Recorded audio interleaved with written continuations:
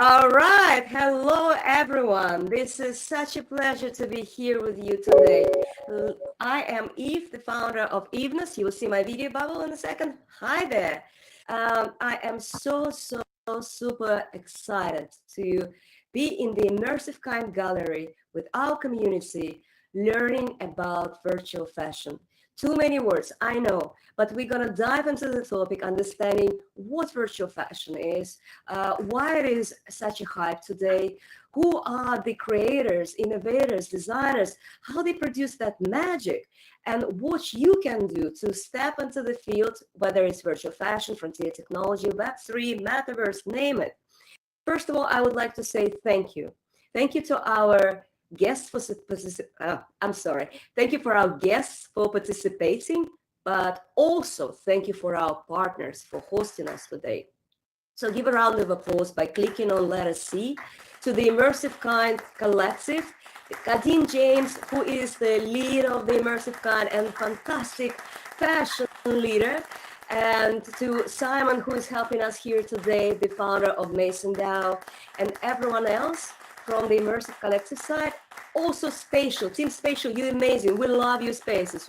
It's so easy to create, to invite people here and celebrate any single occasion. So Jake from Spatial and everyone else, thank you. Round of applause, even with my real hands. Thank you. Right. So now let's come down to the speakers. We have an amazing lineup. You see the banner behind my avatar back?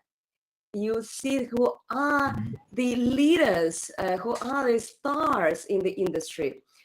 We will get to the panel in a second, but before we start the panel session, we have a keynote speaker to invite to the stage. So if we could group together in the grass, close to the grass area, to face the stage, because the one and only Talia Zoref, who is the artist, lifestyle artist and fashion artist and illustrator, she is coming to the stage right now to share her keynote and her story, which is so super inspiring and amazing.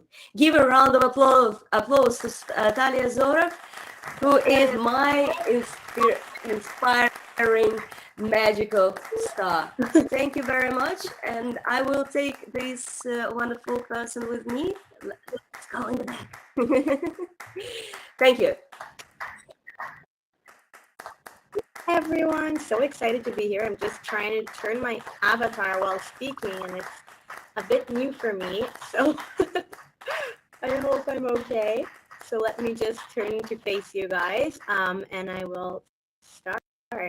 So yeah, super excited and happy to be here in such great company and all you amazing people. So happy to see you all here and discuss the future of digital fashion. So this is really exciting for me because actually I think it's one of my first Metaverse speaking engagements. So it's so fun, to dress up my avatar and have everything ready. So for those of you who don't know, my name is Talia Zoref.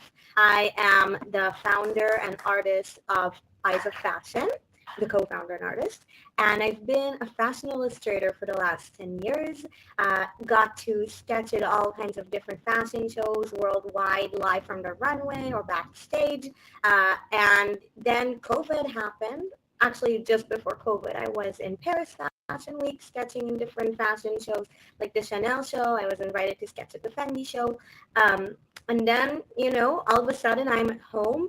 And really what I really love about the fashion industry and creating art live from different, events was also meeting the fashion community around the world and meeting a lot of inspiring people all over the world. And by the way, oh my God, I totally forgot because I was nervous moving my avatar around. Thank you so much, Eve, for making, and Spatial for making this great event. Super excited to be here. And thank you for the great introduction as well, and for inviting me.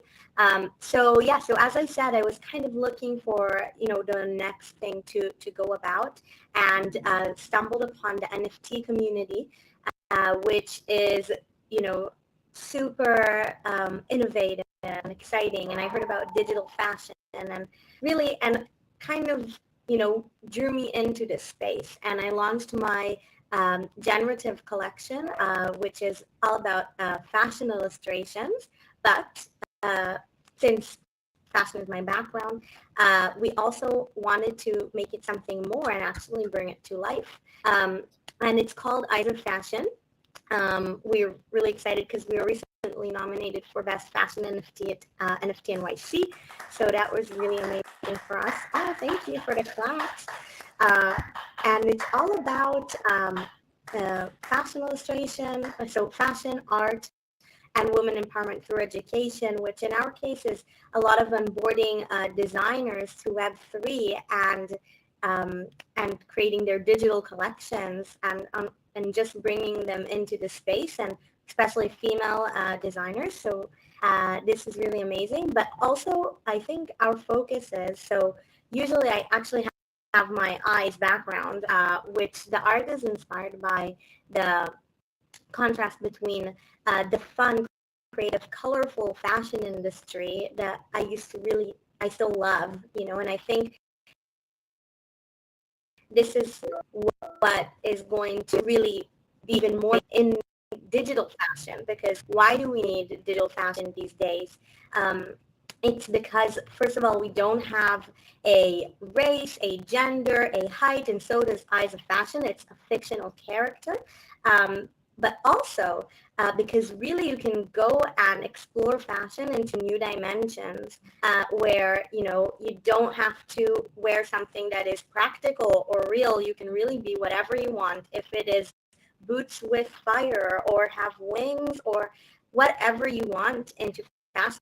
And that's really what excites me about digital fashion these days, as well as the opportunities for designers to really be able to create a specific digital identity and style for people online without all these limitations. And with Eyes of Fashion, and I think with fashion and also with art, it brings new crowds and new people to the space that really couldn't how would you say, couldn't show themselves in a certain way, the way they really wanted their authentic style in the real world, because of need to be practical. If it's bankers, if it's, people with certain dress codes. And suddenly in the metaverse, there is no limit. You can really be your true authentic self without being judged. And I loved seeing a lot of people that came to be a part of the Eyes of Fashion community, that's really what they're doing. They're showcasing their style, their digital identity, which we already all have. If you're here, you probably heard a bit about digital identity. But for me, it's really exciting, these new crowds that are coming. And also all the opportunity to really show imagination and fashion in a new way. So really cheers to that. And to finish, the other inspiration of Eyes of Fashion was also the judgmental side of the industry for me. And I think that with the metaverse, we can really, because the eyes, right? They're actually a character where I replaced, if you want to check it out, I replaced the face with eyes. Because of that judgment, I felt that I wasn't supposedly a part of the fashion industry, but yet invited to all these shows, and felt I needed to look a specific way, and then created this character that is inspired by that contrast between the fun and colorful world of the fashion industry, but also the judgmental side of it. So that's why kind of I created it. Since then, we minted, we sold out, we created different AR and wearables in the metaverse already in Decentraland that really stood out, that even Paris Hilton shared on her story some of our wearables. So that was really exciting at the party she attended as a DJ in the metaverse. And, and so many more exciting things that are happening, like if it's with wearables, if it's with AR, if it's with onboarding fashion designers to the metaverse, and just see the opportunity and potential that there is for brand, for community, with fashion, with creativity. So super excited, and thank you so much. I think my 10 minutes is over, and really excited to start the panel. Thank you, Eve. Back to you.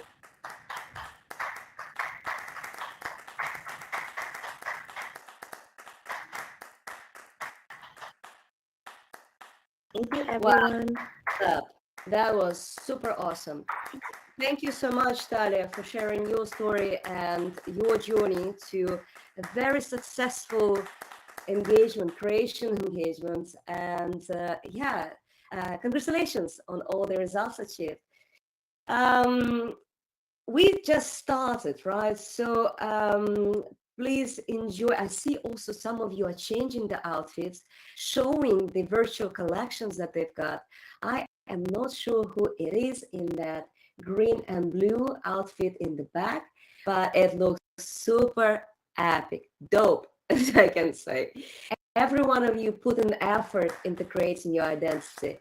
Look around, celebrate the choices, celebrate the come as you are, come as you want to be, because that's metaverse, that's opportunities, that's again the digital fashion line. You can become a creator. Now I would like to dive into the virtual fashion, the creation of this new well, not so new, but very, very prominently developing industry. Please welcome to the stage, and I will not share their introductions and stories, they will do it themselves, but please clap for the almighty ones in the field of virtual fashion. I'm calling to the stage our speakers. Talia Zoref, who just delivered the keynote. Kadine James, the founder of the Immersive Kind Collective. Amber J. Slooten, who is the creative director and co-founder of the Fabricant. David Robustelli, founder and creative director at Capitola.Social. Natalie, Trevonne, and Gigi Casimiro will be present in the video pieces. And we also have Damara, Inglês, a Metaverse designer and strategist focused on digital fashion immersive experiences, the winner of Kering Awards 2009. And we also have Carla Alexander Cosio, who is a Mexican artist, actress, and creator. So thank you very much. Take the positions facing the audience. You can rotate your avatars with letter E or letter Q by holding it. I think we are all complete. I love it, love it, love it. Not sure who the no name is, but you are more than welcome to pretend that you are the speaker and enjoy in the discussion. We make it casual way, so please feel free to ask questions. We have Q&A in the end. Just write down your questions and also clap as much as possible and loud. Do I have the speakers on the stage? No, I don't see the speakers on the stage. I have David, Talia, yes, Amber is here, Damara. Okay, so Kadine, thank you. Take the positions next to me, and I will. I'm happy to start the conversation. So therefore, yeah, thank you very much. Damara is here. I see. One more round of applause, please, and thumbs up for our great, inspiring speakers. Lovely. To rotate your avatars, use a letter Q and letter E. Now, as we are all here, let's start with introduction. I say that's one of the important things, to get to know the superstars and each other. So please briefly introduce yourself and share which location you're joining us from. Let's start with our keynote speaker, Talia. Where are you based? You already introduced yourself, but at least the location to be shared. Thank you. Yeah, thank you so much. Oh my God, my avatar was stuck going round and round itself. I don't know why. This is so new for me. So I'm from Tel Aviv, and super happy to be here. I guess I gave you a bit of an introduction of myself, and thank you again. Yay, awesome. Okay, thank you very much. David, you're next to Talia. Cool. Sure, yeah, hello everybody. First of all, thanks for having me. Super excited to be here. So my name is David Robustelli. I'm founder and creative director of Capitola.Social.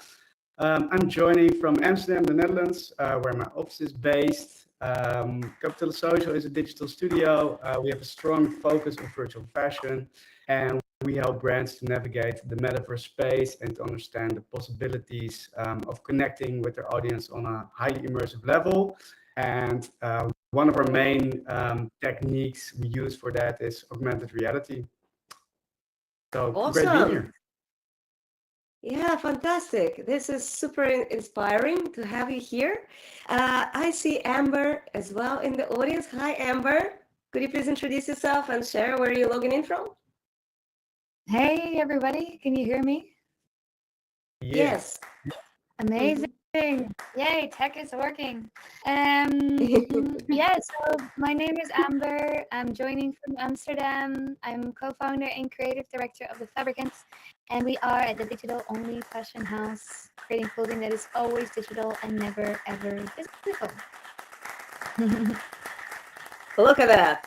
Round of applause. You have a lot of fans here, Amber, I'll tell you that. And I Yay! love how you also, amazing. And I love how you also work with different parties and Ready Player Me. We can wear the fashion, we can do so many epic things. We'll get to your story after I make introduction of the rest of our speakers. Let me pass that digital invisible microphone to Kadine. Kadine, are you here? Do I see you? I'm here. Can you hear me? Oh, fantastic. Yes, I can hear you. Yes. Oh, I'm so stoked to be here. What an amazing opportunity to bring, some of my absolute icons and heroes together into the gallery space. I'm such a huge fan of everybody's work, and I'm delighted to be in such incredible company. Thank you for bringing the community together today. Amazing. Thank you for hosting us, Kadine. I can't wait to hear your story. And we have also Damara. Damara, are you here? So many people, so amazing. I'll get back to Damara in a second if she's not yet in the environment. Carla, I saw you here as well. Caro Alexandra. Yes, hello, everyone. My name is Carla Alexandra Cosio. I am joining from Oaxaca, Mexico. My avatar is finding its way to the stage, but yeah, I am here and I am co-founder, thank you. I am co-founder of Lexa, which is a collective in which we work with different artists, painters, designers, photographers, and we have a collective for emerging artists. And currently we are working on helping those artists. Amazing. Carol, are you still speaking or you finished your line? Because I may have lost you.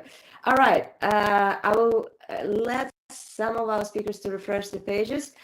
There is a little bit of challenge we experience. We have amazing work and pieces of art in the gallery in the space. So please do not be kind of disturbed with some kind of loading and uploading. We are here to provide as seamless as possible experience. And therefore, let's start the discussion with those who are in the environment and wait for the others to join us. Now, thank you for the introductions, my dear speakers. I'm joining from the United States, originally from Amsterdam, and I'm so happy to scale business and meet people like yourself across the globe, all gathered in one environment. Now, I would like to ask a question to the speakers because all of them have different backgrounds. And as you came into the virtual fashion industry and became fashionistas, designers, creators, could you please share with our audience what led you in your journey to this point in your life? How did you become so amazing?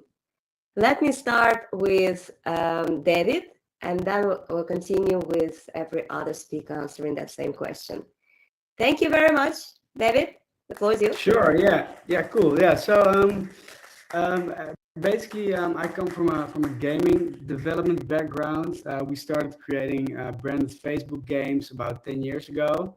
Then that's kind of evolved into when we got our hands on the Dev Kit 1 from Oculus into VR. We started looking into AR. for the HoloLens one. We got a test kit, and we could work with that as well. We did a lot of prototyping, and we always were, eager to understand how brands could benefit from this. So basically, how brands could have like a more immersive connection with their audience. And when it really hit off, because we did a lot with web AR as well, but when it really hit off was when we started focusing on social augmented reality. So when Snap, Instagram, Facebook launched their development platforms publicly about 5 years ago, we immediately dove into it, and then we could really, have a very smooth experience for users. They didn't have to download additional apps to have an AR experience. And the fashion element basically knocked on our door when we got into the beta testing group for Lens Studio, where we could try out 3D body tracking. And that was basically the first time that we thought, oh my God, this is going to be amazing for fashion, because now we could create 3D fashion and we could have it real time on users. We created a first puffer jacket. I think it was about 3 years ago, and then we thought, okay, this is going to hit off. So basically, from then on, we started focusing more and more on virtual fashion. We tried to educate brands, to show them the opportunities with this tech. We did some very cool campaigns.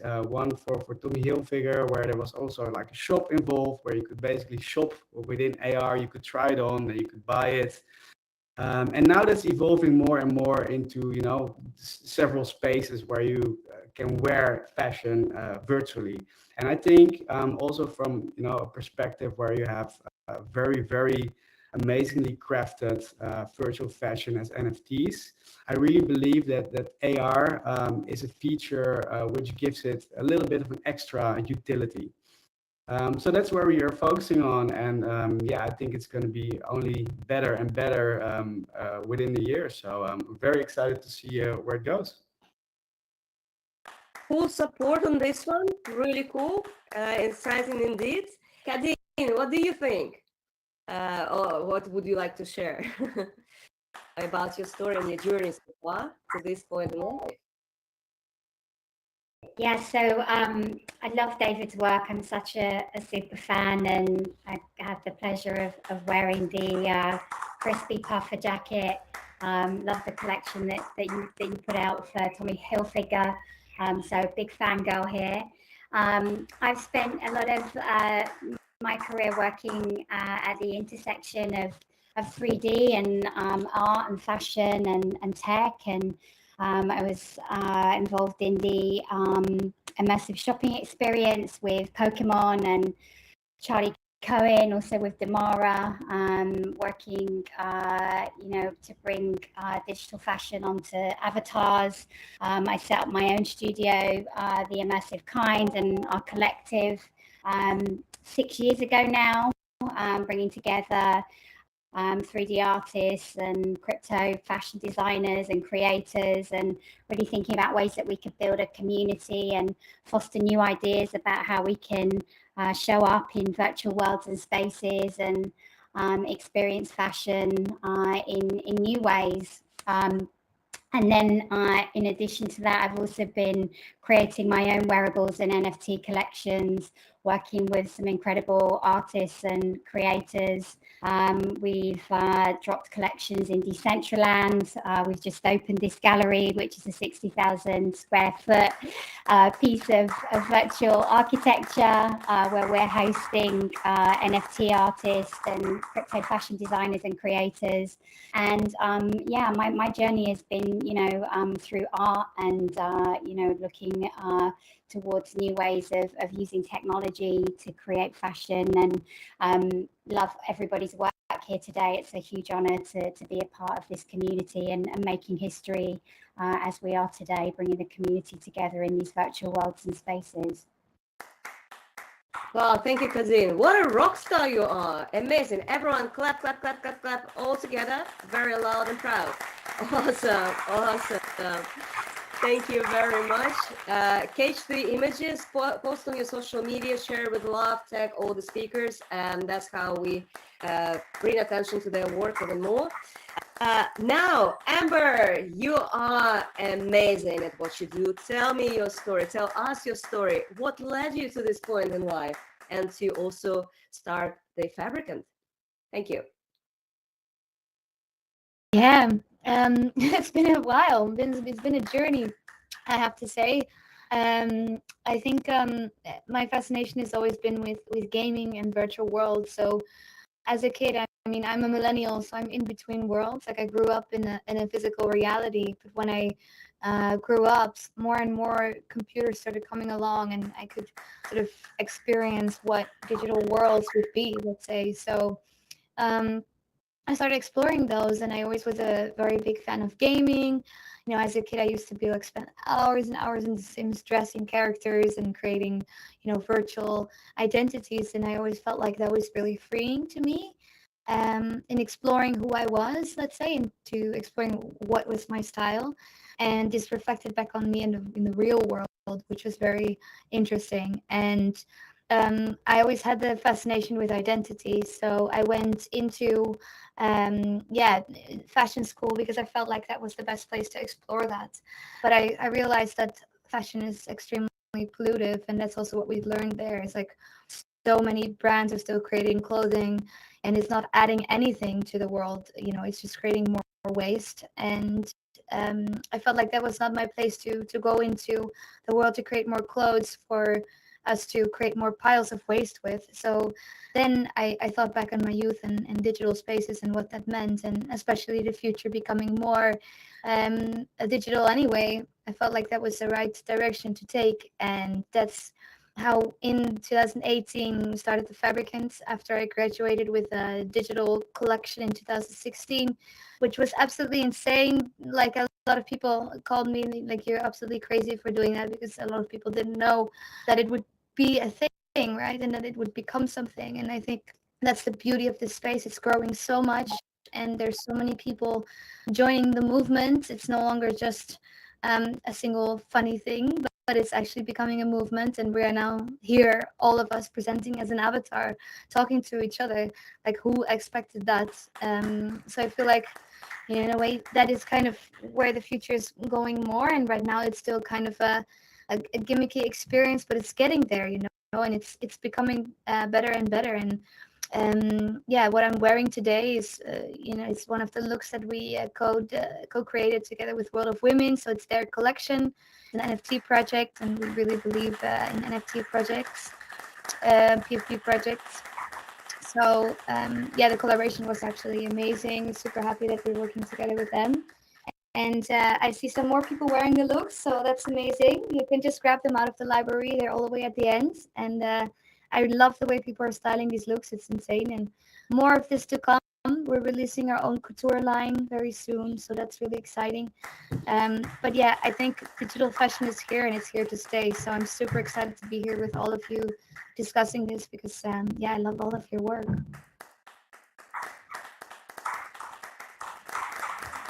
We love your work, and we're clapping for that. You are inspiring us with your Fabricant team. You have an amazing team. I came across a few members, and they are just driven. It just gives me wings, and I believe everyone gets wings today. So if it's the first time for you to learn about the stories that were shared up till now, we're going to continue with introductions of our speakers. Do remember the names of their companies. Go on social media, to their websites, see what they produce. Go to Rarible, OpenSea, or other marketplaces. Buy one, try one, and inspire others, because outfits are amazing. What I see here, it's great. Okay, so we have also Carla in the audience. Carla, we were sharing the stories. What led us to this point in life to become NFT fashion creator, digital fashion creator, or the driver of this industry? You are the influencer from Mexico. You're an actress. You are now, I think it was just announced in January, like launched on Netflix, right? The update of the series. So tell me, what led you to NFT journey and the journey of fashion and textile? Here's Carla. Let's give it a round of applause. Woo! Thank you. Thank you, everyone. Can you hear me? Yep. Can you see me? Yes, we can. Hi. If you could Hello, click everyone. on the letter U and rotate the avatar a little bit, that will be facing the audience then. Oh, and we can see you. Fantastic. Okay, great. I just want to rotate my avatar. I'm finding a way to it, but well, yeah, I don't. We can want see to you. That's great. anything. There you That's good. go, I think. Mm-hmm. Okay, so thank you, everyone, and thank you. I'm really grateful for being here. And well, my story, I've been an actress for over 25 years. I started really early. So costume is a very important part of the process of creating a character. And I always paid attention to the costume I wore when I was playing different characters because something magical happens when you get in costume. Clothes can change the way you feel, and clothes are an extent of our personality, so you can express yourself by the clothes you wear. And I've also been very interested in art, so I also studied art history, specialized in history of fashion, because since I was a little girl, when I saw paintings or artworks, I always paid attention to what the characters were wearing, the colors, and why were they wearing what they were wearing. The clothes they were wearing expressed something. The colors or the texture, it expressed something. So I lived in Mexico City, and then when I came to live to Oaxaca, I discovered a whole new world regarding textiles and their relevance in culture. Oaxaca is it has a magnificent, a very rich cultural heritage, all of Mexico, but Oaxaca especially is very artistic, and people here wear their traditional garments with pride to all kinds of events. They wear textiles and natural dyes and traditional iconography are worn from casual to exquisite elegance. So what I saw is that I'd like to. Then we created this art collective called Lexa, where we work with, as I said, many artists, painters, designers, and photographers. So in our collective, what we do is that the collective offers workshops for people, and what we are trying to do, how we are helping the artists, is to be in the material world, but also we help them transition their work to the digital art, and we help them get their NFT wallet, and we're just a collective to get our culture out there in the metaverse, in the whole world. So thank you. Thank you. Let's give a round of applause. And I was a little bit slow with doing this, but you can see what Carla was referring to. That's the traditional way of making clothes.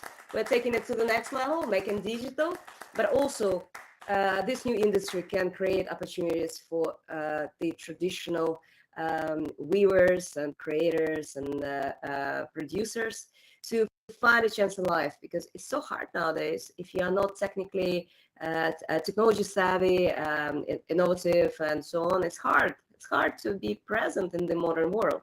Therefore, thank you very much, Carla, for all your efforts, for really helping those women and men and non-binary people. I know that you are working across genders, across ethnicities, supporting, and I would love to clap my hands myself as well.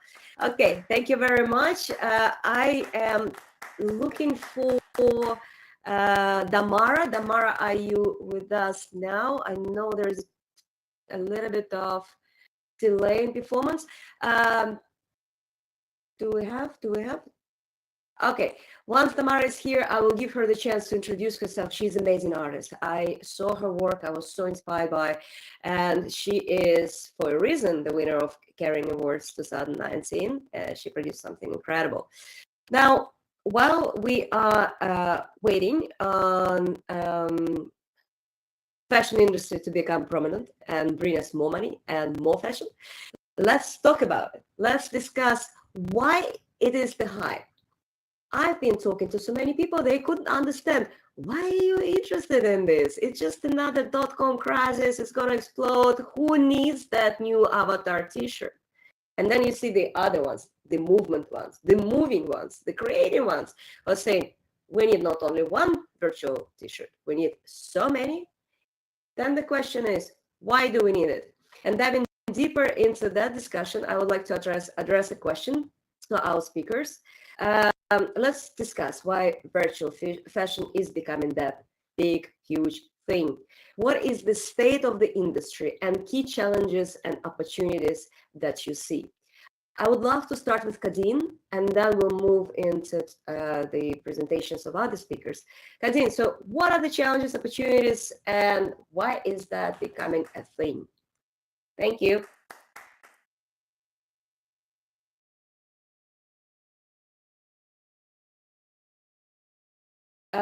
While Kadine is getting to the stage, do you hear well? Like all the speakers who were answering questions, could you please use Y for thumbs up? Then yes, you can hear everything great. Or N, that's thumbs down. Can you hear me? Okay, you can hear me. Could you hear Carla? Okay, it's a mixed feedback. Some could hear, some no. Just a little trick. I know it takes a second, but refresh the page, come back in. There's a possibility we have a lag. Today is a little bit unpredictable, and it depends also on your internet connection. So if you stop hearing, just quickly update, refresh the page, come back, and you're supposed to hear it all well. Now, I see more people joining in. This is fantastic. Kadine, do we have you? All right, so then we'll go to Amber. Could you please provide your answer? Why is it becoming a thing? Why are we literally experiencing this hype in virtual fashion? Yeah, of course. I think it's a massive thing where suddenly we have been pushed into digital spaces by a pandemic that we had to move in through. So, somehow we have been learning how to communicate over digital channels and noticing that we don't need to travel the world to meet each other and to have an experience of talking to each other. And these kind of spaces will function as connection places, where we will be able to connect with each other and no longer need to fly the world for that, but actually be able to express ourselves in new ways and reach more people. And that's something that social media has been doing for the past 20 years, but that, Web3 is going to be able to do with a more of giving the power back to the community rather than to big tech. And I think that's for us very exciting. And I think, the thing that we're seeing now is more and more people are wanting to come online. And if you're then online, you need to be dressed in a certain way. You need to, wear your identity. Like, who is it that you are presenting yourself as in the space? If I would ask, like, all of you to come to the space and you could not choose any options of the garments, but you could just have one outfit, nobody would feel like themselves. And that's weird because you're looking at a character and you think, oh, maybe that's not me. But somehow it just feels like that is really not you. And it's the same in real life. If, for instance, you come somewhere and your suitcase is missing, or you have to borrow clothes from a friend or from your mom or whatever, you don't feel like yourself because your clothes are such a big part of your identity. So moving into these virtual spaces, we need to be able to have something to represent us. This can be clothing, but obviously it can be way more, because in the virtual world you can create anything. maybe you could wear an aura, or a 5-meter long thing that drags behind you. Like there's no limits to what your digital identity can become.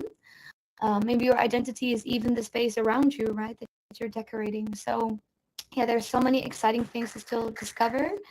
And I feel like, this is only the first baby steps, is to copy what we do in reality. But to go beyond that, I think, is the next level. And that's where we can create a lot of storytelling and interactivity. Maybe we have to play games together to get wearables, or, it can be something that is way more interactive than just observing. It can become something participatory. So I think that's what we are really excited about as well.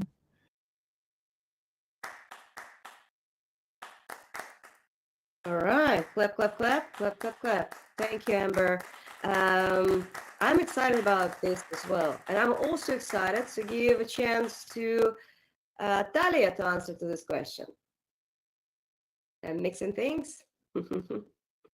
Talia? Hey, sorry, my avatar just ran away because I pressed by accident somewhere on the screen. But amazing listening to you, Amber. I was trying to clap. That's what happened. The seat wasn't working. Yeah, slowly but surely with those. So obviously, with the technology developing, I think that everything else kind of will develop. Thank you, everyone. Some people come over here. That's so nice of you. So with the technology developing, I think that everything else will develop. And really, it's about, like Amber said, showcasing, yourself and your style in the metaverse, and really just showcasing the best version of you, or the version that you want to be for the day, And I think that, like, every day we wake up and feel like being another person. And if it's a person, or if it's, a character that is fictional. If you want also to just repeat the question to make sure that I'm answering the exact thing that you wanted me to. Like, I know the basics, but like just making sure that I don't get carried off. My ADD. Eve? Yes, I'm musing with grace. It takes a moment. Hi, thank you very much, Talia. Yeah, can you hear me? Oh, good. Oh, good. Yes, of course. So if you want to repeat just the specifics of what you want me to share.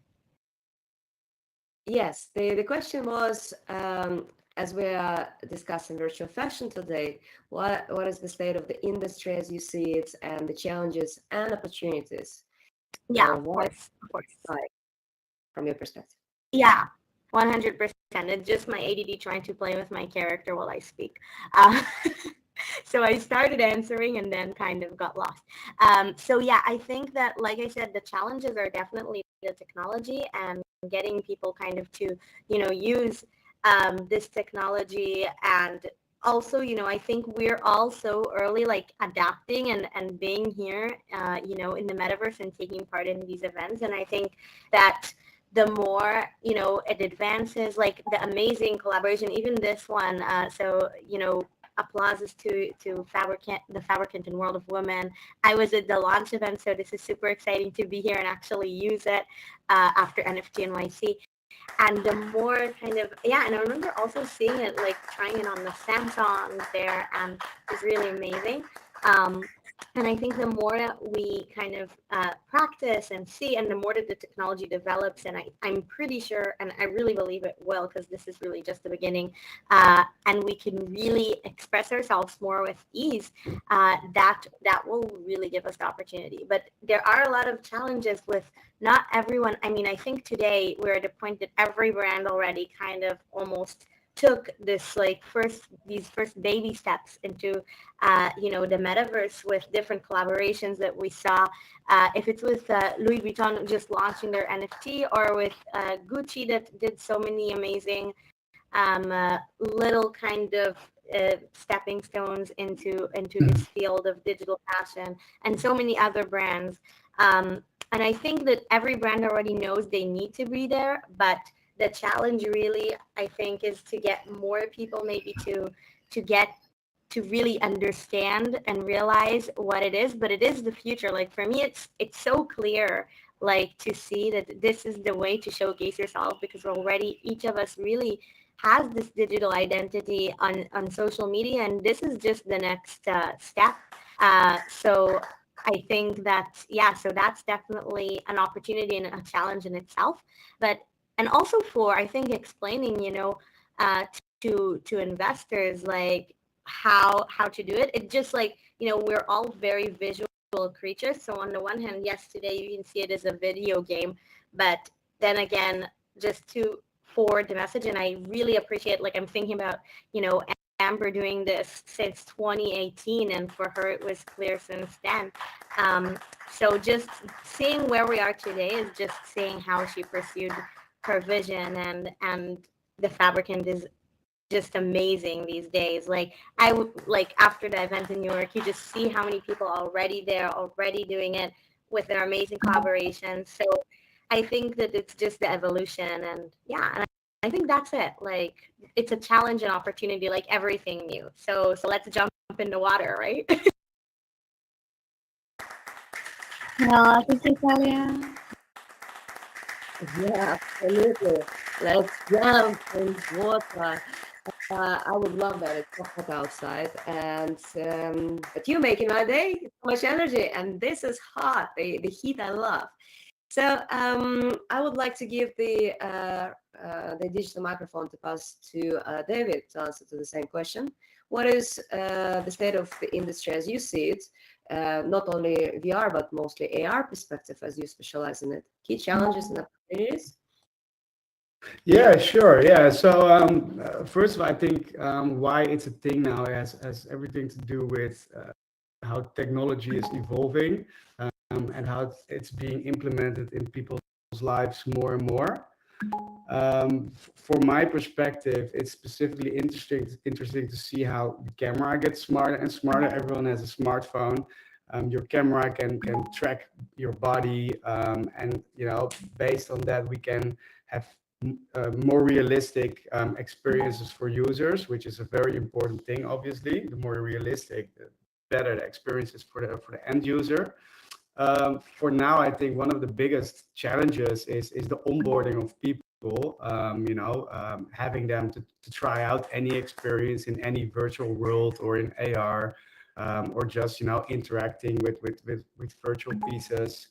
And another issue is obviously interoperability. How can we make sure that people, that users can port their assets between virtual worlds, and how can we make sure that that people can really own it in a way that it's also really as that you can use it really as utility. And therefore, I think the more we experiment with it, the better. We're also experimenting with connecting your wallet to Snapchat, for example, and then you could also bring your virtual worlds or your virtual clothing that you have from your virtual worlds towards AR, and the other way around. And I think the more those issues are being solved, the better the experience for the user will be in the end, and the more people will start looking into it. So yeah, I think there are huge opportunities for brands, for creators, for artists, to show themselves in a way that was never possible before we could work with this technology. And I think it really opens up a world of opportunities. And for me personally, it's really for now never ending. And every day that we work with it, we are amazed about the opportunities. And I think it really only ends with your own creativity and your own imagination. And as long as you work with the right people and the people that support you, the people that help you grow, I think this is something that's really there to stay. And yeah, I think it's something that's amazing, and that really helps not only brands but everybody that's involved in this space to have a larger view of this being a very serious movement. And you also see we're seeing very big brands diving into this space. And I think I always say when we talk to brands, let's not focus on only translating physical pieces into virtual pieces, but it's much more interesting to look at how we can create a virtual collection aside from a physical collection. Because there's much more opportunities, and as Amber also was saying about creating waste, this is a way that we can completely have a very sustainable way of creating fashion pieces. So yeah, I think that's a little bit what my understanding of it is. Wow, David, brilliant. Thank you. I would love to engage more Carla into the discussion. How do you see the industry and key challenges and opportunities we experience?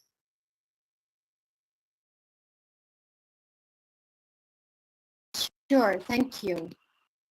Carla, Well, I want to if everyone hears Carla right now. Thumbs up. You do?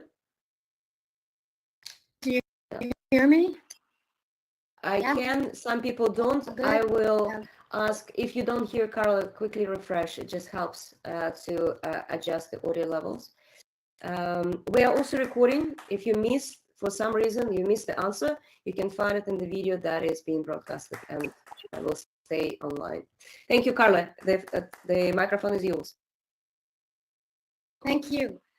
Well, I believe there are endless possibilities in the opportunities we have in the digital fashion and digital art. Seriously, possibilities are endless, and as they formerly said, it only ends where your creativity ends. So I believe that gives us accessibility to the brands, but also accessibility to the work of the designers or the artists. And I just want to mention real quick that last night I was speaking to my 7-year-old daughter, who of course plays Roblox and knows a lot more than me of the digital world. And she told me something. She said, your avatar wears what inspires you. And I really thought about it. And you've mentioned before, the people spoke before me, that it does gets you there with your whole narrative, your personality, what inspires you, what you are. You can transfer it to the digital world, but maybe I see as a challenge. For example, when you buy an NFT, what's behind the NFT? Who does it benefit? Why did you buy it? Did you buy it because you want to be part of a yacht club, or what's the reason behind you getting digital assets or wearing something of a digital collection? It is because it matches your narrative. It matches what's inside of your culture and what you're thinking. So definitely we can't stop the digital world. It's here to stay. But I believe that it's more than a challenge. I believe it's an opportunity. How can we transfer our culture to the digital world? How can we make it more accessible? How can I, for example, get a family of weavers, of traditional Oaxacan weavers that weave in their traditional loom? How can I get their story out there in the digital world so their story has a voice? And how can I get it to more people? So maybe that's an opportunity. Thank you.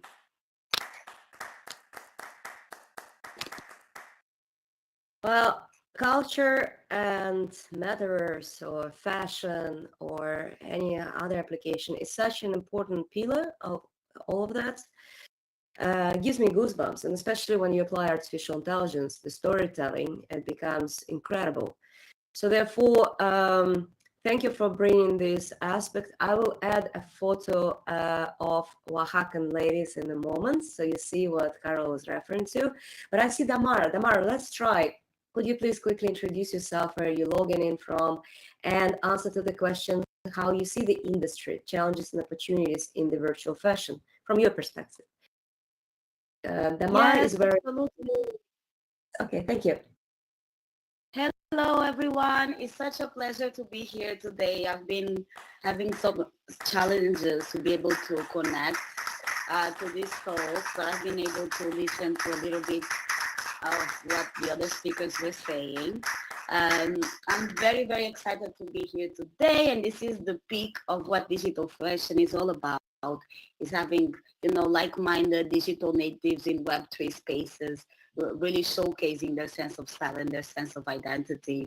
I'm a designer and strategist for the Metaverse, and I also work as a chief Metaverse officer to a shoes brand named Shoes 53045.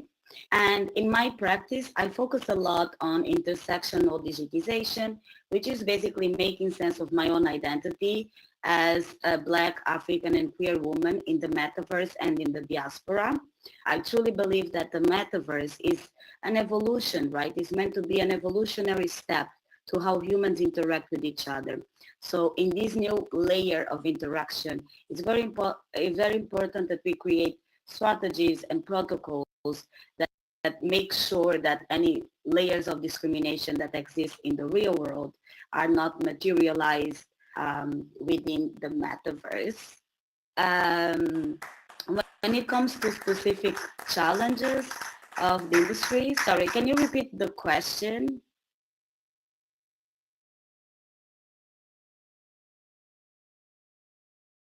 Sorry for the delay. Yes, was trying to unmute. The question is the challenges and opportunities in the fashion industry. How do you see the developments from your point of view, like from what you observe? And yeah, why virtual fashion is such a hype now? Why do we need it?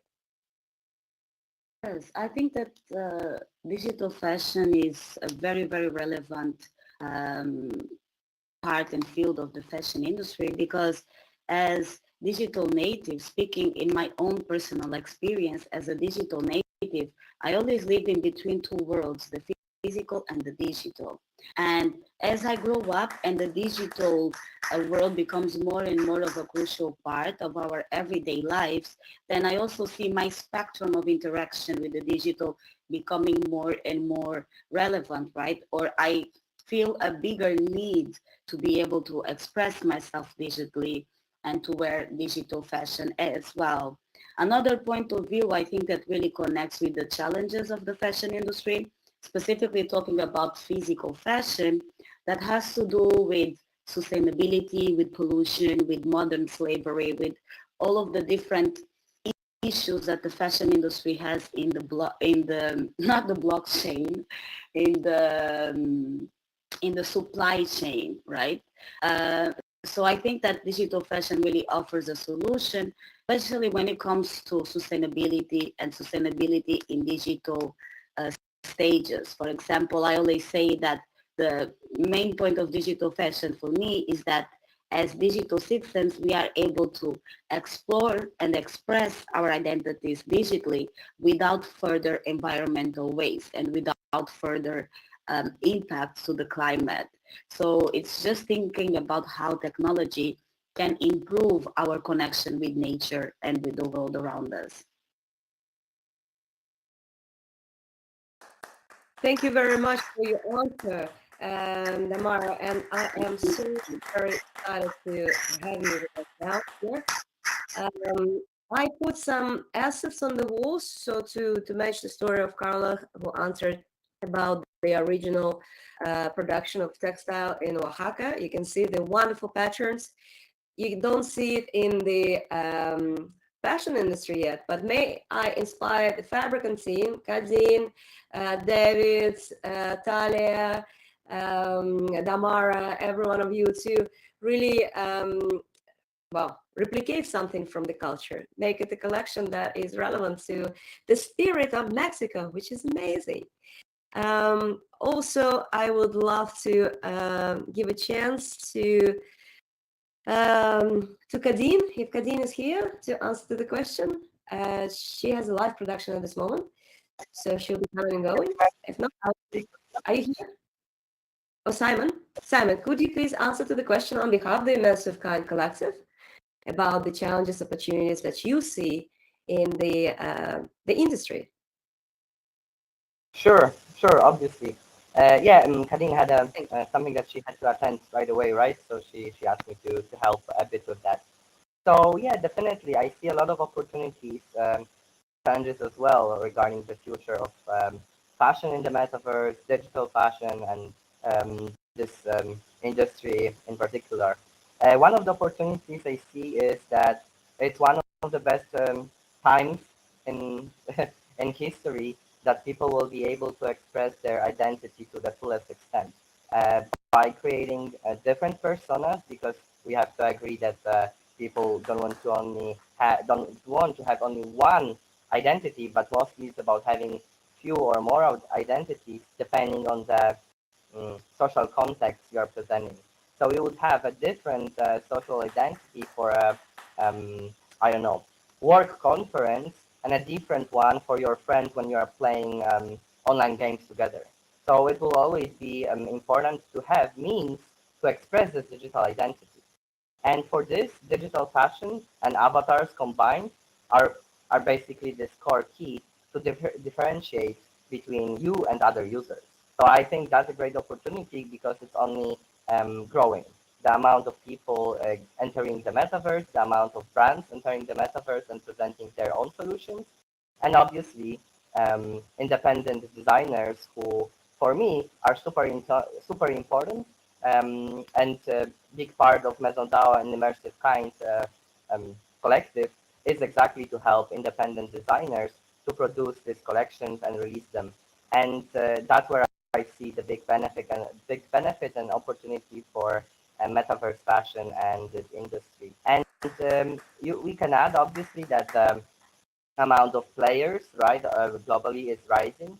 So it's not only about social experiences, but people like to express their digital identity in a games like Fortnite. And I believe if we find ways for independent designers to be able to present their collections to the 40 million group of people or 50 million, that would be really great. For now, the Fortnite I think is mostly focused on Burberry or some other luxury brands, which is cool. But I wait for the time that the independent designers will be allowed to actually experience and be a part of it. And MaisonDAO and the Immersive kind are exactly this kind of collective that is trying to push this into this direction. Regarding the challenges, I would still say that the biggest challenge is interoperability, right? Creating the standards and agreeing on the standards will probably take some time. Metaverse Fashion Council is one of the groups that is currently talking and working on this, but I imagine there are many, many more. And for us to have a working metaverse, like a fully realized metaverse, which will be like the interconnected network of virtual worlds, we need this interoperability to happen. So I hope that this challenge will be solved in the next year or two, because let's be real, it can be done in 1 month or two. After 1 year or 2 years, we should be able to have some standards regarding the big brands or amazing, respectable brands here like Fabricant and others will agree to have one sort of file that will work for gaming platforms, social experiences platform, event platforms. That's what I count on as well. But this is a big challenge right now, and probably all of the speakers can agree about this as well. Thank you. Thank you, Simon. Simon is the founder of the MaisonDAO. It's a great collective to follow as well, and part of the Immersive Kind collective. Thank you for your answer. I would like now to ask you to look on the banner, because I am sharing the video of Gigi Casimiro from Decentraland, who is the head of Metaverse Fashion Week. She couldn't make it today due to business engagements, but what she can, let me just remove this for your vision. What she did for us, she recorded her message, and I would love to inspire you with her words. If you do not hear the sound, please do quickly reload. It happens sometimes due to internet connection stability. Now I'm sharing it right now with you, and enjoy. Hello everyone, here is Gigi. I'm so happy to be here with you. And today, unfortunately, I was not able to be present live with all the team during this amazing presentation. So I proposed to Eve that I record a short video talking a little bit about the topics and my thoughts, so at least I can be present somehow. Beforehand, I would like just to apologize that I really was not able to make it, but I have really a lot of respect and admiration for every single professional that today is going to be speaking in this incredible panel. So I hope my thoughts will be helping you and also maybe dialoguing and completing the thoughts from all the other participants of this amazing event. And I would like also to congratulate the Spatial. I think that Kadine, the space is just incredible, and Spatial made so fun to me to be able to create my avatar and really to have interactions with Eve yesterday when we were trying out the space. So let's go to it, and then I'll make brief introduction. So I'm Gigi Casimiro. Actually, I'm Giovanna Graziosi Casimiro, but I go by Gigi in this ecosystem. And I am the head of Metaverse Fashion Week and also the lead producer of the content team at the Decentraland Foundation.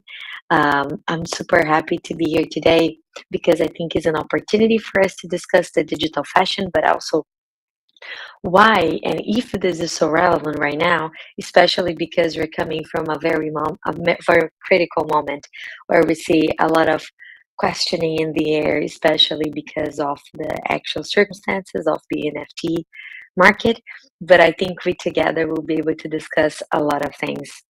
So let's go through the actual question, right? And I can be brief and share the thoughts. Well, I do believe fashion, digital fashion, is extremely relevant in any context. First of all, because I think if you look into fashion, we should not look into digital fashion as a separate element, a separated element from the actual traditional fashion. Is actually a new way of telling the same story or continuing to tell a story. I commonly say that we are dealing with the continuum of storytelling, but today we can do that with more immersive technologies because I think it's quite common that we try to separate physical and digital.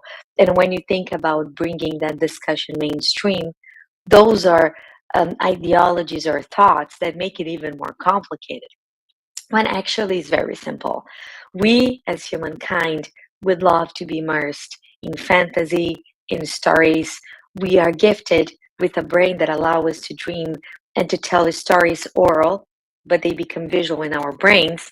So we are that kind. We are the immersive kind. That's for you, Kadine. So I think it's on our nature to tell stories, to keep those stories in our minds, to transform oral or written narratives into visual and imaginary narratives in our heads. And I think this is what is so key when we think about why fashion is so relevant and why digital fashion is even more.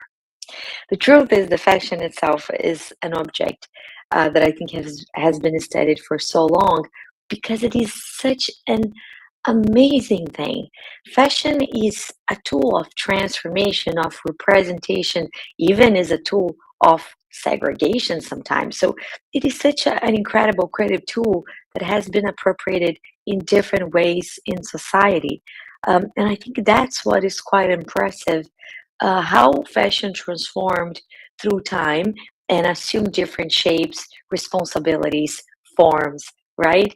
In a way expressing what humanity wishes, who we are in a way, or in all ways. And I think today we see that more than ever. Digital fashion is one of our expressions of self, right? Of the self, of our creativity, is one of our tools to tell the stories we want about who we are in the metaverse, but also in the overall virtual space. You don't need to be in the metaverse. You can be in a traditional Web2 social media. But when you have your Snapchat avatar dress like you want or telling a story visually about yourself, you're expanding the narrative about your identity. So I think one of the main key factors of digital fashion to be so relevant and why it should remain, definitely one of them is identity. Identity is a big portion of that, but identity has been part of the digital fashion, but the fashion as a whole vertical, right? But now we can stretch those boundaries a little bit more. We can play fully with what kind of story you want to tell. You don't even have to be human in the metaverse. So I think that's where the fashion expands beyond what you already comprehended as fashion.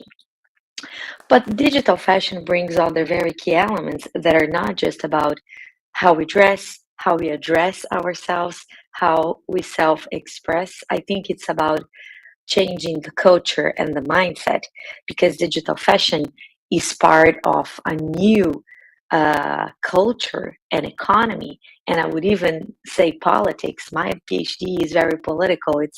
It's on heritage, open source, and crypto anarchy. So I can really come from that place to say that the digital fashion has a key role as an instrument of transformation for the Web3, but also for us to test the waters into more decentralized and open economy where brands and creators co-create. And I think Amber can bring that a lot more about the Fabricant working with the community of creators. But digital fashion is a powerful place for that also, where we are really trying to work in community, and we are seeing amazing results.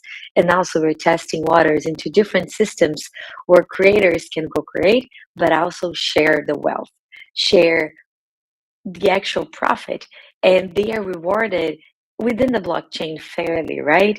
And forever, as long as their objects or their creations are traded, they will be rewarded from that. So I think that is another interesting point of view. There was already a lot of co-creation in the traditional fashion, but I think we incorporated that even more now. And then we're seeing the community of creators co-creating more and more, doing crazy collaborations and new collaborations. And I think that's what is beautiful, that this community is willing to comprehend each other's aesthetics and incorporate those different elements and create a very unique fashion, and try to do that collectively, not in isolation. So I think that's pretty powerful. And the third element that I would say is that digital fashion is not yet being fully utilized. And I think that's the final thought I have. I studied XR solutions for 10 years. That was also part of my master's and my PhD. And I am a big believer that the metaverse is still contained. That's why maybe a lot of us would say we are in the Web 2.5, and I may agree with that, because we are not yet expanding the metaverse beyond its limits, right? Right now, we are still containing it into a small box called computers, called screens, and we are not yet hardware-wise to be able to expand it beyond those limitations. But the time is coming. You can clearly see that mixed reality solutions, augmented reality solutions are being improved, and we're getting very close. In a few years, we're going to be able to actually merge the digital fashion into our physical clothes.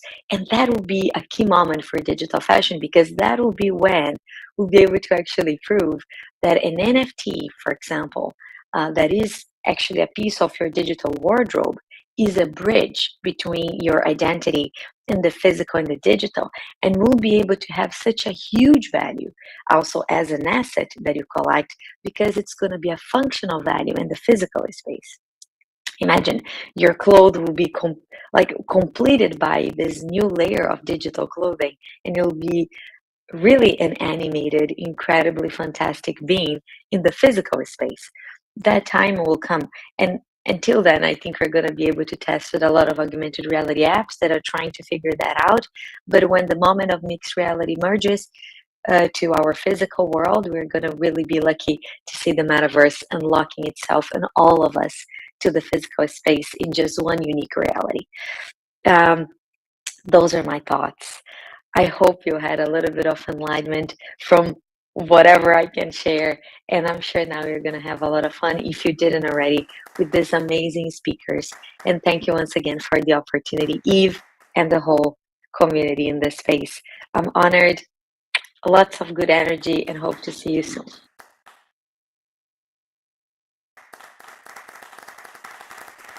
Wowie!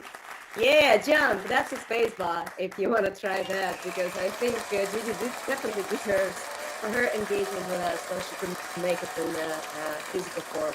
All right, all right, all right. Did I miss anyone from the speakers to answer to this question on challenges and opportunities? I kind of believe I did cover everyone. If not, please let me know. We are moving to the next question at this moment.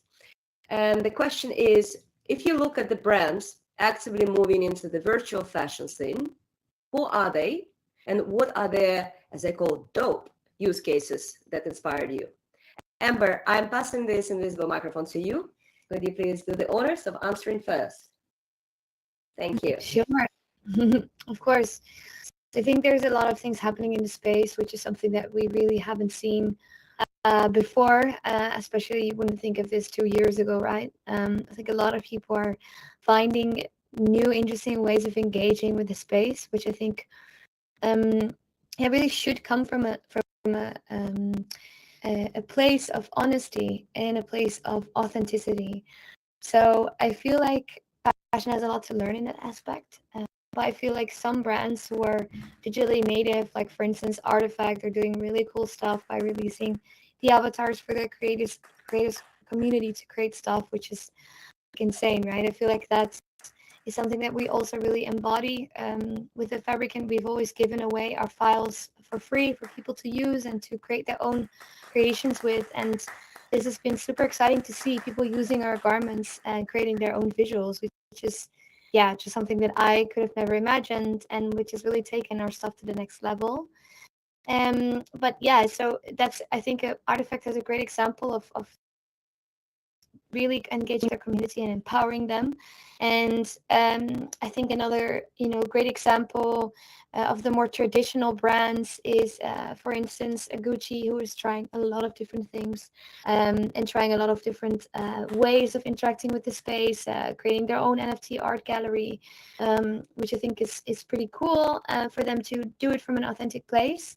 But I think also a lot of fashion brands have still a lot to learn, let's be real. And I think, for them to enter the space in a way that makes sense for them is a very important thing that needs to be explored. Not just going into the space like saying, oh yeah, we're super gamer right now and we're super community focused and saying all the right things, but actually not doing anything. So it needs to come from the place of how are you actually bringing value to your community? How are you bringing value to the people who buy your brand? And for a lot of fashion brands, that's still very new because a lot of them have actually always been taking value by asking people to pay for a lot of expensive products that over time lose their value unless you buy something that has a lot of quality, designer item that lasts years, then you can maybe resell it.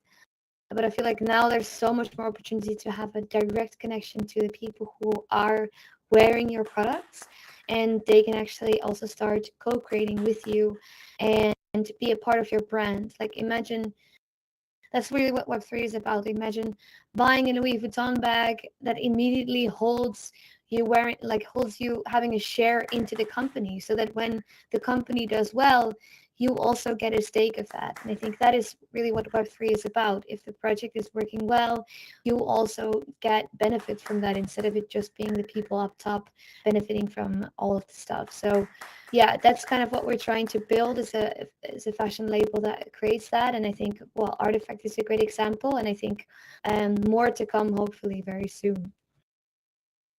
Thank you, Amber. Great words. And I think there's also potential for testing the waters with the virtual fashion before producing an element.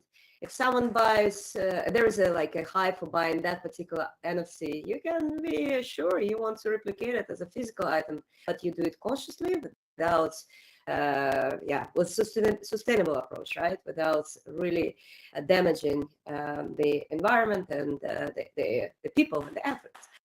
Now, I see Damara in the audience. Damara, may I ask you this question? And then, Carol, you'll be after Damara to answer. So the question is, if you look at the brands actively moving into the virtual fashion scene, who are they? What are the brands you notice? And what are the great use cases that inspired you? Just to name a few.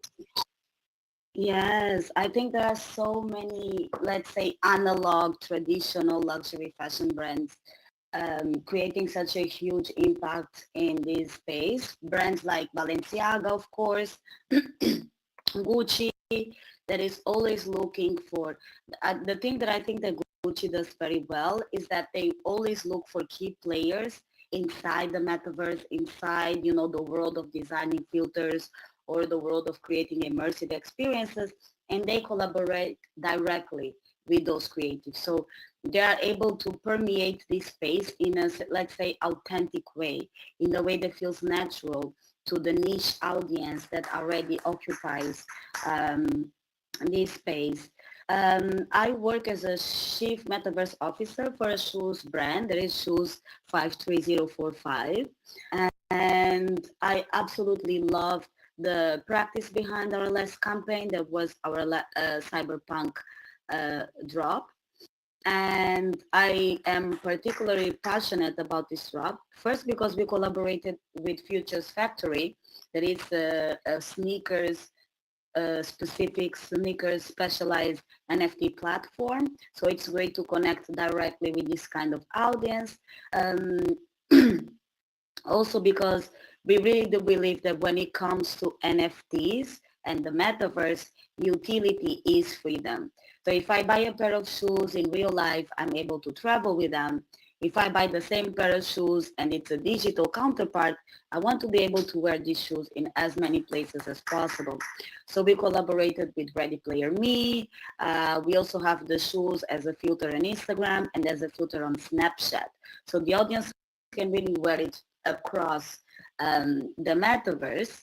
And the most exciting part of this last drop is that we engaged in something we like to call digital upcycling, where basically we have a design of physical shoes. And if we don't sell all of the physical shoes, then a few months later, we are able to digitally repackage the same pair of shoes by releasing them again as a different NFT. So if we sold the first NFT digital shoes with the garden theme and we didn't sell all of the physical shoes, then 6 months later we can repackage these shoes under the NFT that has an ocean theme, for example. So it's really giving the metaverse space to impact the real world in a positive way, and also allowing the audience to interact with digital or physical fashion in a way that is very intuitive and very hybrid. So not really creating that binary between what is physical and what is digital, but creating a spectrum of interaction between physical and the digital side of our identities as well. Wow, great. Inspiring answer, Damara. Thank you so much. Farah, I would need to apologize. I know that Talia needs to jump off the call soon, so I would love to ask her first, and then I will give you the honors. All right, thank you. Talia, the stage is yours to answer to this question about brands and epic projects. Thank you so much. Really great hearing you all, and what amazing answers. And sorry about that. I really just need to jump off after my answer, but super excited to answer this question. I loved all the answers so far. I think that it really aligns also with my personal view of things, because I think that first of all, it really needs to come from an authentic place of a community that's actually excited about. And I think one of the biggest mistakes of brands, like Amber said before, they just said the right things, but they don't actually act on them. And what do I mean? Is actually having the communities behind. I think the smartest thing a brand can do today is accessing the NFT quality communities that there are, and there are a lot. World Women is just one example, and so many others, right? And I think brands that really did a great job, like for example Nike with Artifact, right? Because there was already an excited community, and you saw how it just took off and really created this amazing space of digital fashion that's just starting to grow regarding, a Web2 brand that's kind of diving into the space. Also with Gucci that kind of took all the Gucci kind of traits. I would say it was like a jacket that they put on different NFT brands. And the thing about the NFT brands that, today, let's say the Apes, World of Women, Boss Beauties, and so many others, or even Eyes of Fashion, like they're starting to build a presence in Web3, and I'm sure that there's just the beginning. There will be so much more. But the ones with the community that shares them, that's enthusiastic about them, because also they're like, they're a part of the project. I think also as an artist, coming from Web2 to Web3, the difference is really seeing people really, as I say, I would say like invested and feeling a part of the brand. And I think that that's really the beauty of the NFT projects in Web3, and how brands can come and really work together and share it all with their communities. I think that's a really good way to go without just, yes, of course you can do your creative things and kind of jump in the water, but I think that definitely go ahead and test out the communities that are out there, because there's a lot of new clients in Web3 that weren't exactly the same in Web2, but they're here now, and slowly but surely we'll be onboarding more communities from Web2 to Web3 that are in the fashion space. But I think that it's a great way to dive into the space. Also, I attended some fashion events of different brands that were doing, getting into NFTs now in New York that were really nice. Balmain, they launched with an artist a shoe that you can get also as an NFT, and in, like you were saying before, me actually, Damara, like you can get them also in IRL and also in an NFT version. I think that, it's a great way. Ian Rogers just got interviewed from Ledger. He's amazing. He just said, like, what's the point of having, a collection of physical goods that you can't show anyone if you're at home versus showing it to everyone in your wallet. So I think that's a great example of just having this, because so much about brands and luxury brands especially is about also showing the ownership of it, as well as, of course, the creative part. And this is a great example, as well as Coach, that I went to their NFT launch event, that also they launched an NFT with an artist that will give special opportunities for the owners. And I know that they're still, having people claim their NFT because they went more to the way of, building a community around the NFT and then launching products that will be exclusive. They said they can't reveal what it is, but they said like launching things that, I don't know if products or experiences, I don't know what it is yet, that will be exclusive only for the NFT holders. And I think these, these perks, these exclusive feelings of a club is a great way for also, the brands to join, not only as utility, but like building the community. And the greatest way really to access it these days is through Web3 brands that are being identified and built. And I think, throughout my time in New York, the first time, kind of meeting everyone in real life was really powerful, because then I saw how many people are really identifying Eyes of Fashion or the Apes or all the different projects out there, right? And Eyes of Fashion is a small project comparatively, even though, we're quite known, I guess, in the fashion space, but still it's starting being kind of a brand, a Web3-based brand, and not to mention World of Women, which, I saw so many people like with nail polish of the different NFT brands and shirts, and it just shows you the power and how people kind of already identify with their PFP. So I think it's a really great way for Web2 brands to step into those communities and join forces and create things together. Oh, and one more thing before I finish. So we also launched a collaboration with Anywhere. Anywhere is basically also a fashion design online platform that you can really design any garment you want with any print you want, any fabric you want, any textile you want, but also get this design as an NFT and also get it in real life version.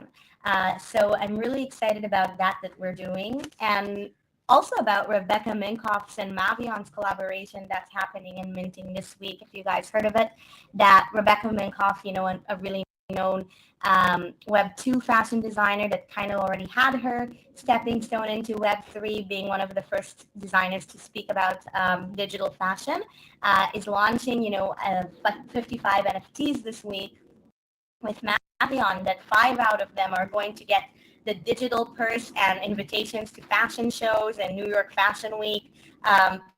Are owners of the NFTs. So the ones that have the drawing of the bag will also get it in real life. So I think all this is super exciting for me. I can talk about it for hours. And again, thank you so much. Such a pleasure being with you in the Metaverse, everyone. And really such an honor to be alongside all these amazing speakers. So yeah, so have an amazing rest of your Metaverse, our Metaverse party. Starting by, I have to leave. Talia, thank you so much for your words, for sharing your wisdom, and for inspiring us. Have a beautiful rest of the day. And we're going to follow you, all of us, and see all other successes that you're going to achieve and masterpieces that you are to create. Thank you. Okay, well, Carla, please share your point of view on the topic of brands creating magic, and where's that going? What did inspire you from the brand's perspective? Yes, thank you. I was just putting my avatar in place. Thank you, and wow, you're all amazing. About the brands, I wanted to mention what I mentioned before. The Gucci Aria collection was really amazing, and of course, Louis Vuitton and Nike is doing something really interesting, because I see that there's a possibility of fusing art and fashion. I believe fashion is art anyways, because it is an artistic process. But I find it interesting that there's a possibility that maybe fashion is getting closer to the people. Maybe it's becoming a little more democratized.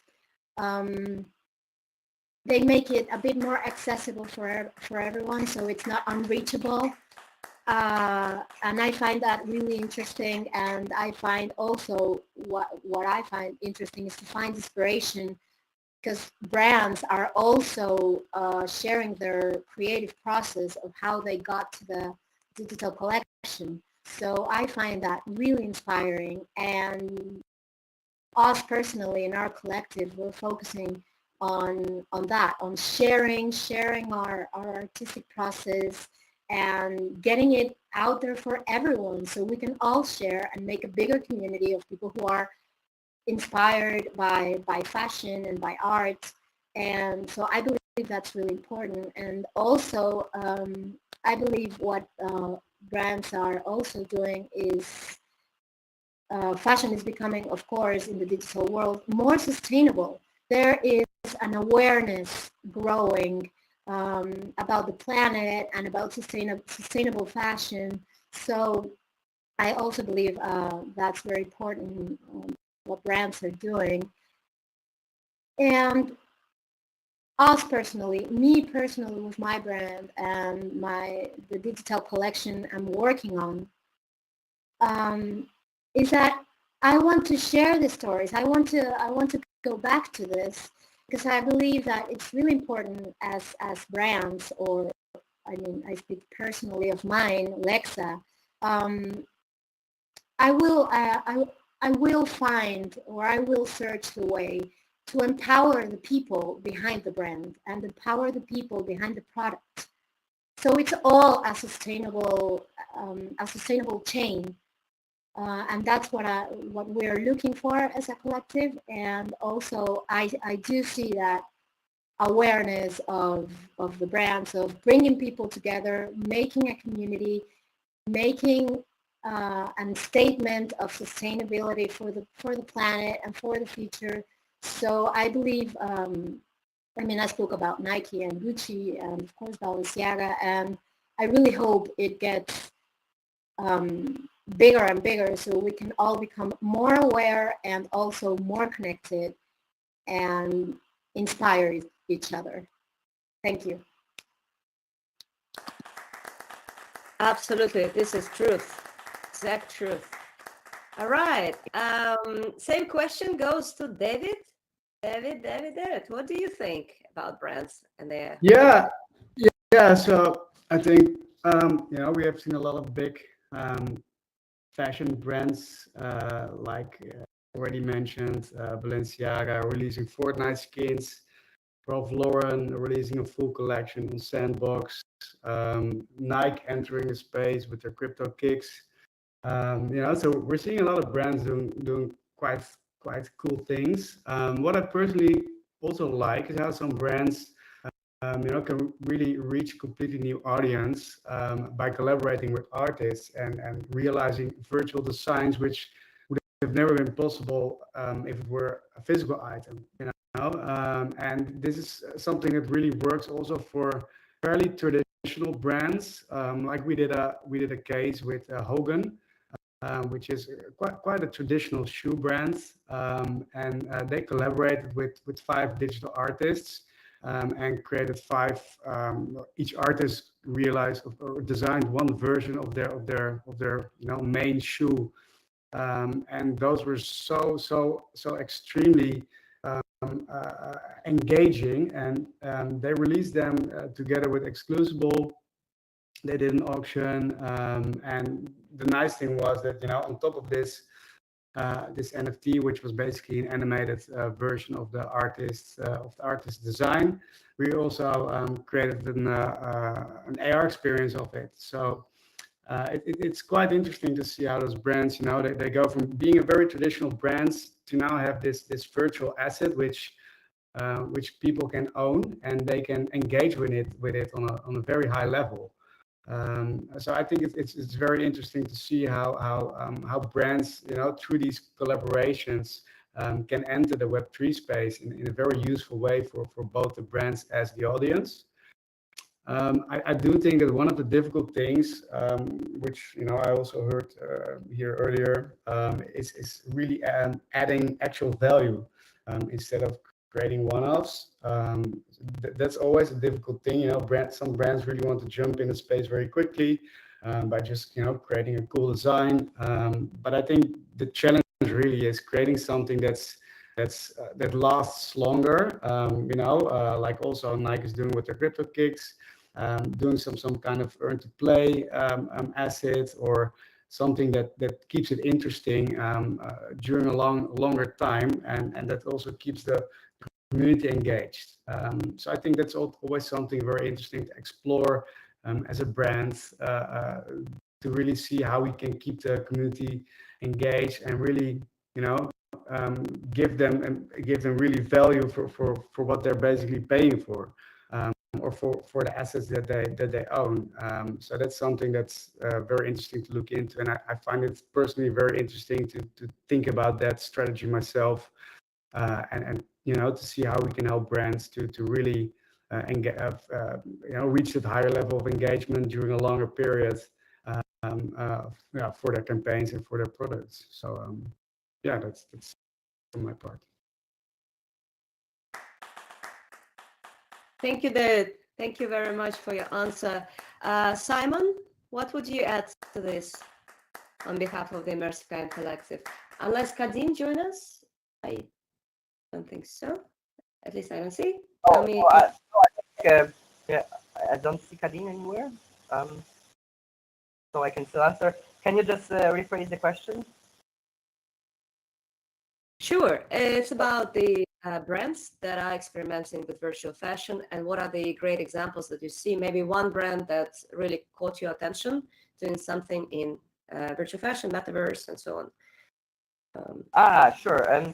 So I think one of the cool collaborations that I liked, and it seems like it's working for both the brand and the fans, is the Burberry and Blancos block party, right? The creation of avatars, the creation of the events, and allowing people to actually experience the metaverse in Burberry-inspired mascots, right?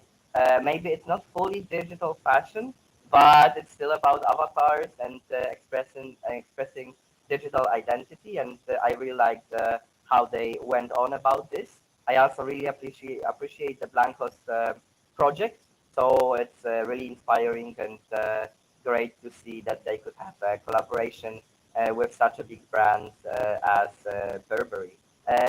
They released their collection some time ago, and then added the new pieces lately. So it's also great that it's ongoing collaboration, not a one-off thing actually, but it's something that the users, the fans of the brands, can actually work on, right, and be a part of this community and of this collaborative community, yeah, between Blancos and Burberry. So I think, that's one of the examples that I really like regarding the metaverse. You can play with these mascots, right? You can take part in social events. I think the virtual experience was inspired by one of their collections and a series of events that they were running. So I think it's a great connection between the real world brand and the fashion brand and the metaverse. Somebody mentioned earlier, I think Gigi on her video, that basically it's maybe we shouldn't talk that much about the virtual world and the real world. It's more like a hybrid continuum reality that we are living right now. And regarding this, I think Burberry with Blancos, they also did a very good influencer campaign when the real world mascot, right, was going on the streets. They made a photo shoot in the real world. One of Burberry's stores was remodeled to be like a Blancos block party kind of design. So it was pretty great to see how this virtual was influencing the real world, which in the end is this hybrid reality that we're talking about. Thanks. Thank you so very much for sharing, Simon, with us this wonderful use case. Now, we have two more kind of big things left for our events. One is the presentation or the inspiring video from Natalie Trevonne, a blind actress, artist, fashion creator. It will be a piece of video that I will play now in a moment. I would also, knowing that some of the speakers need to run because it's a business day, I would like to just help me with giving a round of applause. Some of them you see will disappear soon. Especially, I would like to say thank you to Amber, Damara, Carla, Talia already gone, David, Simon for Kadine, and I hope I'm not forgetting anyone. That would be embarrassing. I think I covered everyone. So thank you for your participation. If you need to go as a speaker, do so, but please stay if you can to answer to the questions, because that's the great part for people to learn from you. So let me show you another inspiring piece, because we're talking brands, but we are talking also creatives. We have Xander Love in the audience, who is part of this collective, of this project. He will follow up, that he was clapping right now, with three cool, three shape classes. I will first play the video from Natalie, and then I will ask Xander to speak about the project. Thank you very much, and here you go with the video being shared. Enjoy.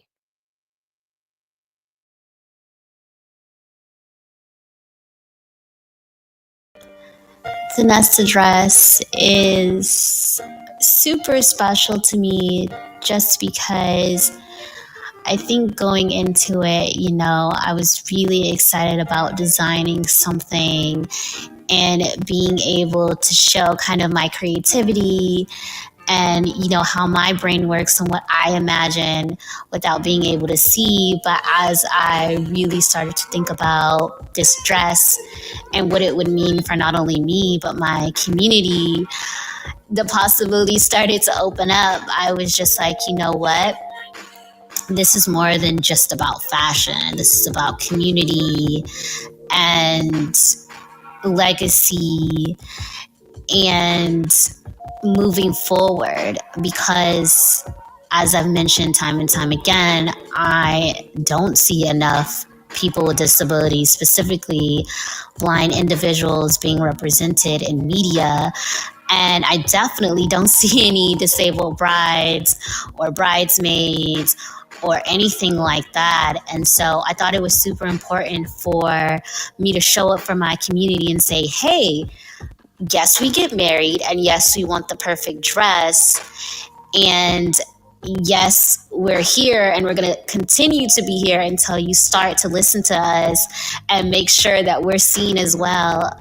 And so I'm just so grateful and thankful for the opportunity, not only to work with Xander and Ernest, but also to be the voice and the representation for my community, so that little blind girls and boys understand, like, hey, this is possible. We can do this. We can break barriers. We are designers. We are creators. And we can live out our dreams with the right support and resources. And so my hope is that the Nesta dress really encourages people to do the things they've always wanted to do, despite the limitations that society puts on them.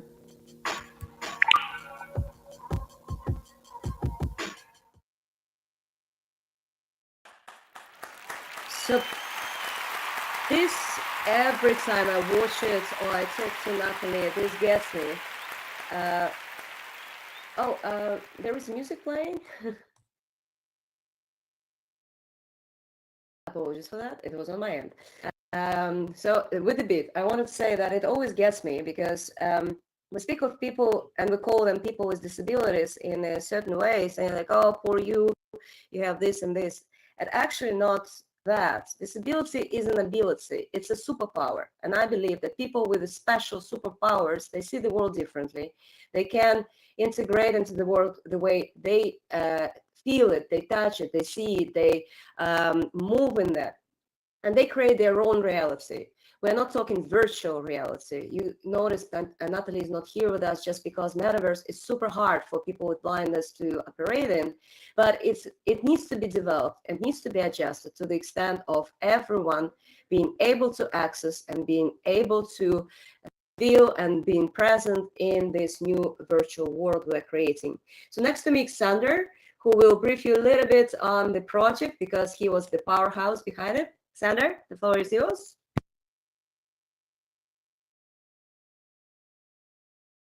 Awesome. Thank you so much. Thank you for organizing this amazing event. It's been truly incredible, the immersive kind. Thank you for hosting.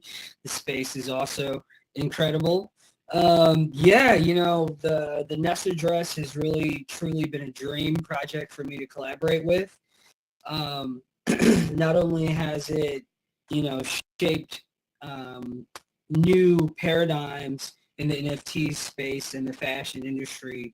For me personally, it's also helped reignite a new mission of collaboration and also inclusion. Ernest Spicer, he is the founder and CEO over at Inglês Studios, first approached me with the project, and immediately it jumped out to me, because in this mad world of technology and Web3 and the Metaverse, something I always try to live by, a mantra I have is know thyself. And storytelling is, essential in connecting, to yourself and to others. So this particular story stuck out to me because it transcended the technology. It transcended the Metaverse and Web3 and got down to a core human element of just being seen and being able to express yourself. And so, hey, what's up? This is Ernest, I think just joined us. And so, I had the opportunity to be the project manager, and I was working with 3DM at the time, and this was right around the time the Metaverse Fashion Week was happening. So we pitched the dress, the story of Natalie and the dress, and they echoed that it was, a very important to Web3 and maybe one of the most important use cases for inclusion. And, Kathy Hackle wore it as the chair of the Metaverse Fashion Week, which was, an honor. It was featured in a wedding in Decentraland, one of the first weddings in Decentraland, which was, super cool for the dress to be included in that way. We just wrapped up NFT NYC, where we got to all meet in person, got to meet Natalie and Ernest and the rest of our panel and share a little bit about the dress and everything like that. So there's a couple more ideations of what's happening with the line being extended, the sale of the NFT, as well as the next fashion pieces Natalie and Ernest are working on. So if you don't mind, Eve, maybe we could have Ernest just say a couple words. I don't mind. It would be lovely. Ernest, you were also the powerhouse behind the project. The red beard. I know that's English. Yeah. Where's Ernest? Still in here? Oh, there he is. Ernest?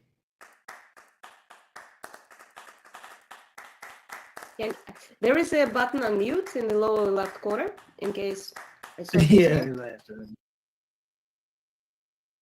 Sorry, guys. I was actually getting prepared for my next meeting, but yeah, thank you for letting me speak on here, and thank you for highlighting the Nessa dress and Natalie's extensive work. She was actually just had an article in Black Girl Nerd, which is this awesome publication that highlights fashion, highlights technology, all that good stuff. It talks about the Nessa dress extensively. Natalie, myself, and we're working with a couple of other designers. We're pulling together to build what's called the Naya, or Not Your Inspiration collection.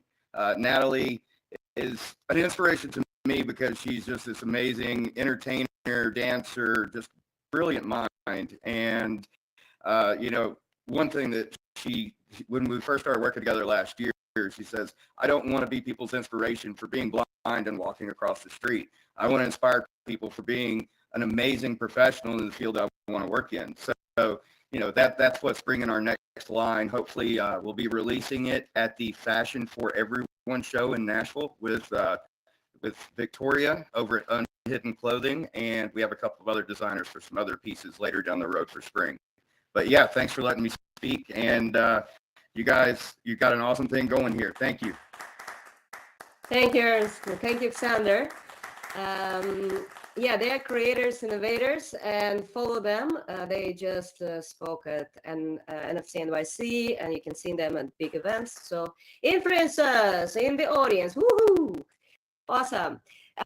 We are about to finish our event. We're gonna go into the, well, you can call it Q&A, but also it's just the chat round. I really would love to hear your points of view on this development of virtual fashion and how you envision the future of this industry and the metaverse commerce. So if you have something to share, please be my guest. Just use Y to show thumbs up. That is your rounds to answer. And yeah, thank you for coming. It was incredible today. Such a great energy in the audience. Thank you so much. We at Evenus love you all.